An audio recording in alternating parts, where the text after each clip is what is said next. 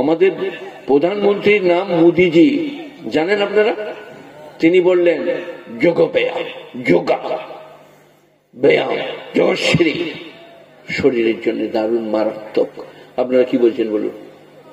যোগ ব্যায়াম শরীরের জন্য খুব ভালো, প্রধানমন্ত্রী বলেছেন। আপনারা কি বলছেন? কথা বলে না। তারপরের দিনই আমি আমার ওয়াজে বলেছি, প্রধানমন্ত্রী যেটা বলেছেন মারাত্মক জিনিস, যোগ ব্যায়াম শরীরের জন্য দারুণ ভালো। তবে যারা 5 ওয়াক্ত নামাজ পড়ে তাদের যোগ ব্যায়ামের দরকার নাই। এত ভালো ব্যায়াম আর পৃথিবীতে নাই। আমি যেরকম বোকালই যে প্রধানমন্ত্রী ভুল বলেছে বলবো, মারাত্মক বলেছেন, ঠিক বলেছেন। কিন্তু যে মুসলমানরা 5 ওয়াক্ত নামাজ পড়বে, ধীর স্থিরতা, তন্ময়তা, একাগ্রতা, কসম খেয়ে বলতে মন যাচ্ছে তার আর অন্য ব্যায়ামের প্রয়োজন নাই। সবাই নামাজ পড়বো বলুন ইনশাল্লাহ। আচ্ছা, কোরআনের আয়াত পড়ছিলাম, সেইখানকে যাই, শোনাই আপনাদিকে। ومن يتق الله يجعل له مخرجا ويرزقه من حيث لا يحتسب ومن يتوكل على الله فهو حسبه إن الله بالغ أمره قد جعل الله لكل شيء قدرا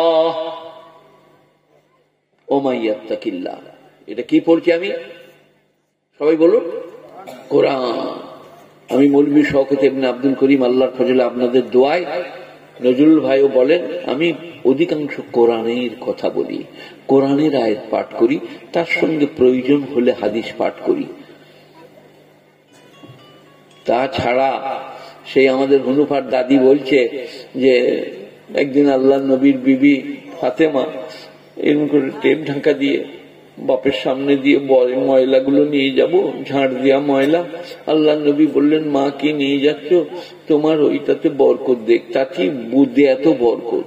হাদিসটা কোথাকার তা আল্লাহ জানে। প্যাকালের মায়ের, গজালের মায়ের হাদিস কোথা থেকে যারা তৈরি করে। সে আমাদের গায়ে একজন ছিল অভিজিৎ বাবু, বুঝলেন, আমাদের তো আল্লাহ ছাড়া কারো উপাসনা চলে না। তো আমাদের একজনা ওই প্যাকালের মা, গজালের মা, হারাধনের মা, কুদালের মা, এগুলো নাম বললে যদি কারণ আমার সঙ্গে মিলে যায় আর আমার ঘর যা হবে না, কুটে দিবে। আমি কেশপুরে একজন বললি, ওয়াজ করতে করতে বললাম, হাজি সাহেব, কেশপুরে হাজি আছে আমি জানি না। ওয়াজের পর তার ব্যাপারে বললাম, আমার বাপের লেগে বললাম, আপনার বাপকে? আমি তো এমনি এমনি ইন জেনারেল বললাম, কেশপুরের হাজি সাহেব। বলে, আমার বাপ হাজি, আপনি আমার বাপকে বলেছেন? রে শালা কি ফেরে পড়লুন রে। সেই কারণে আমি কুদালের মা, গজালের মা, প্যাকালের মা, খেপার মা, যেন কেউ বলে না আমার মাকে বলেছে। সেদিন ঘাটে বসে আছে, থালা ধুচ্ছিল, আর কুল গাছের গোড়া থেকে বিড়ালটা বেরিয়ে মেরেছে ছোট। বললো, লিস্টি বোন, কসম খেয়ে বলছি বোন, পিসাব না, কুল গাছের গোড়া থেকে বেরিয়ে ছুটলো।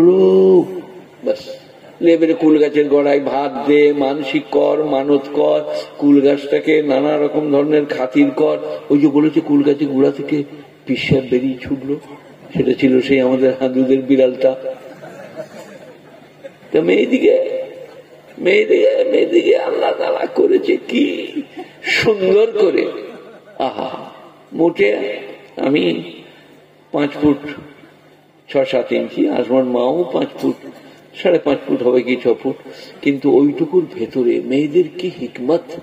আচ্ছা আচ্ছা মরদ একবারই গলে যায়।